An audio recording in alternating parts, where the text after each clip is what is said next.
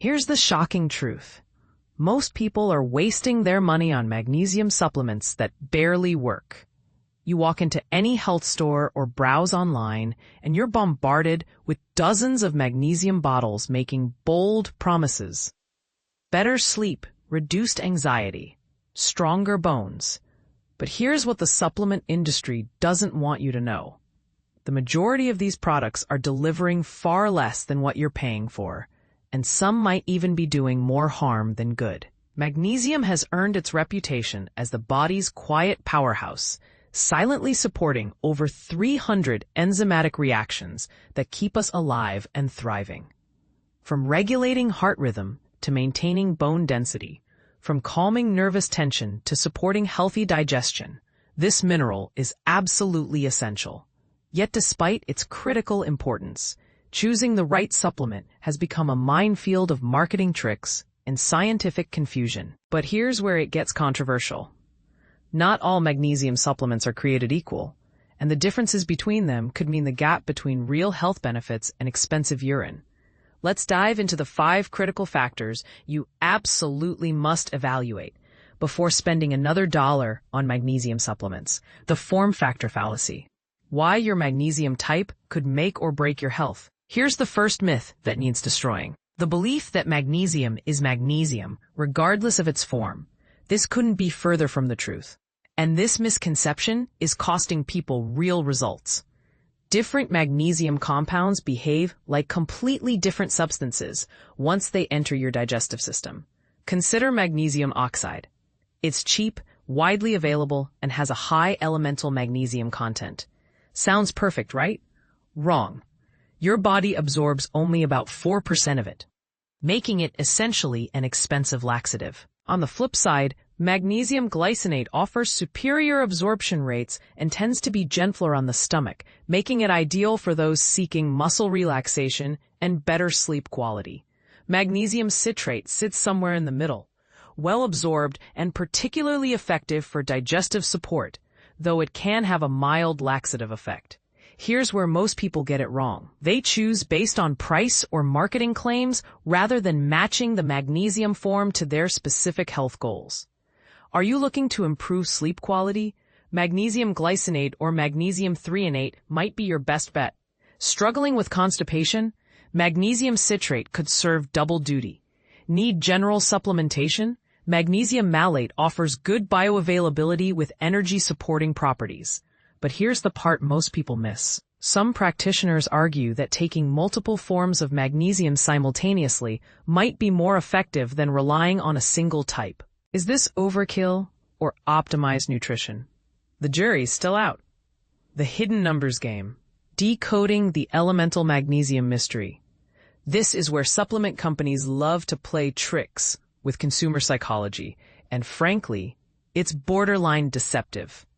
When you see 1,000 milligrams magnesium citrate splashed across a label, your brain automatically thinks you're getting 1,000 milligrams of usable magnesium. That's exactly what they want you to think. But it's completely wrong.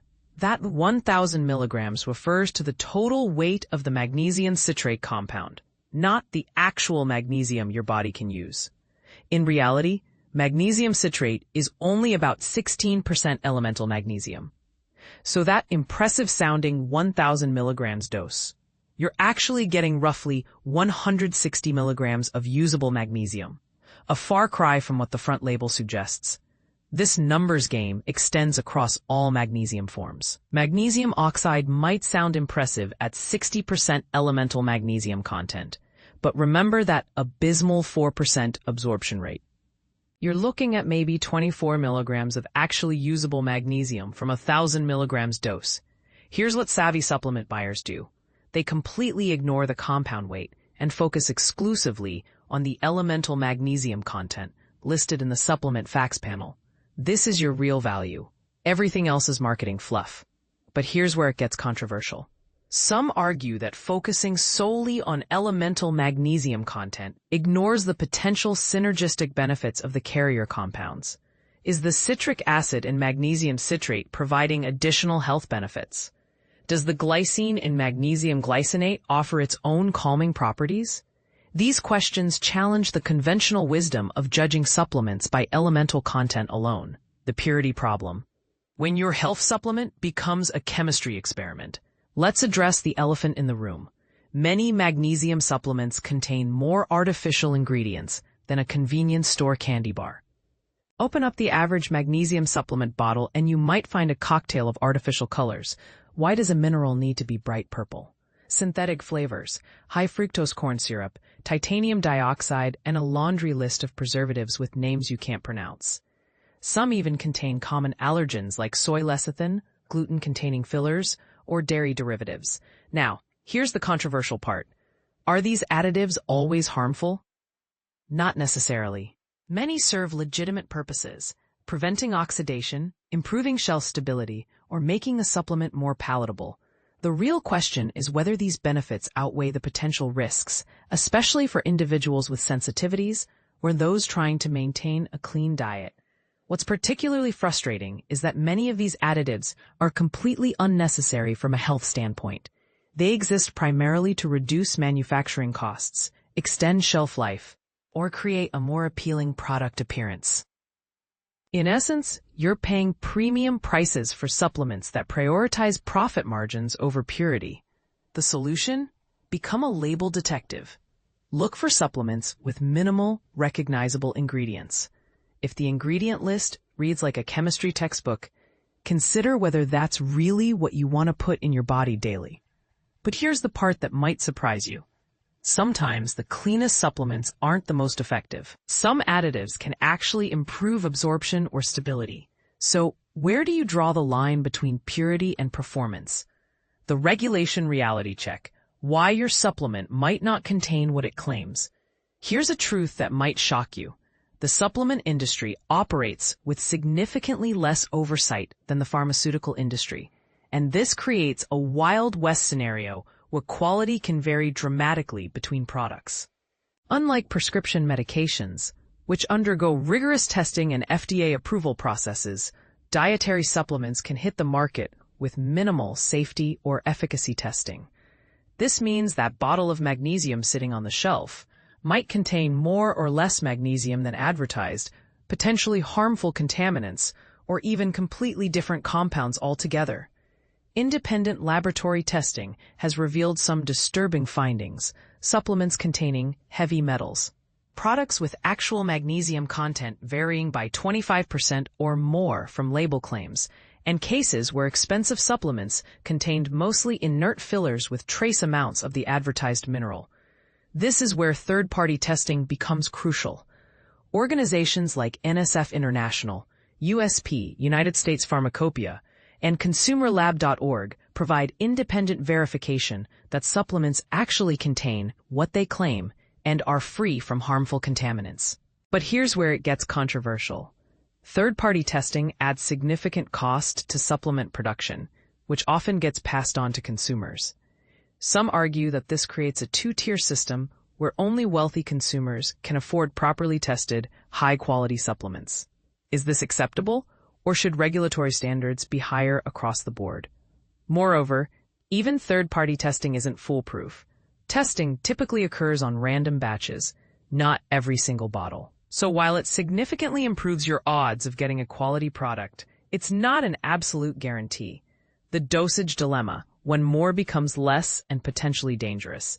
Here's where supplement marketing collides headfirst with human physiology, and the results aren't pretty.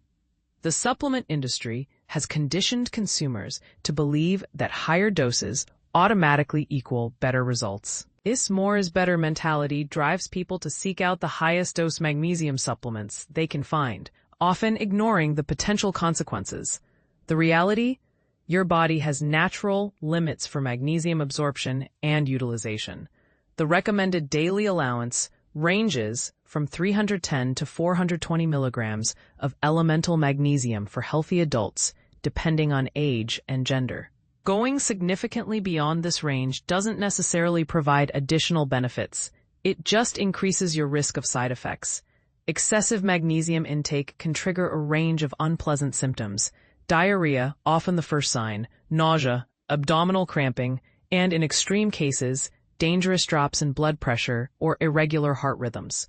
For individuals with kidney disease, excessive magnesium can be particularly dangerous as their bodies struggle to eliminate excess amounts. But here's the controversial aspect.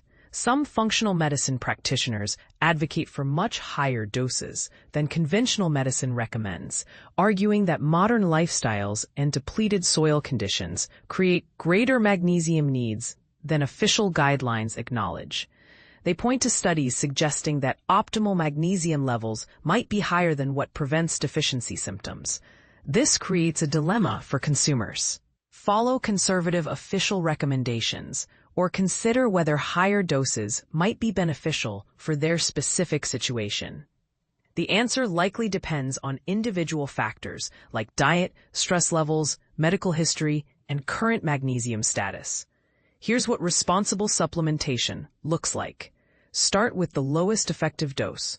Monitor your body's response and consider getting blood or cellular magnesium testing to guide your decisions. If your diet already includes magnesium-rich foods like leafy greens, nuts, seeds, and whole grains, you might need less supplementation than someone eating a typical Western diet.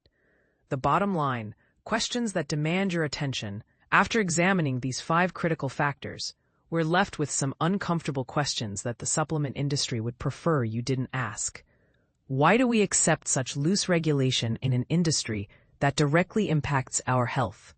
Is the current system of voluntary third-party testing sufficient, or do we need mandatory quality standards across all supplements?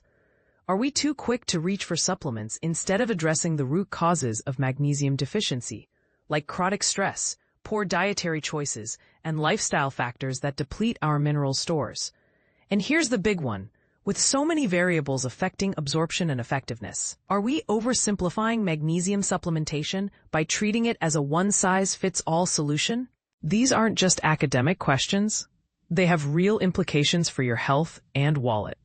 The next time you're standing in the supplement aisle or scrolling through online options, remember that the flashiest marketing and highest price don't guarantee the best results.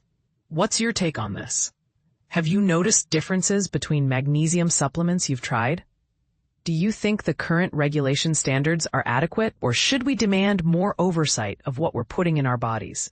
And most importantly, are we missing something by focusing on supplementation instead of addressing the lifestyle factors that create magnesium deficiency in the first place? The conversation about supplement quality and effectiveness is far from over, and your experiences and insights matter in shaping how we approach these critical health decisions. Important note, this information is provided for educational purposes and should not replace professional medical advice. Individual magnesium needs vary significantly based on health status, medications, and other factors. Always consult with a qualified healthcare provider before beginning any new supplement regimen, especially if you have existing medical conditions or take prescription medications.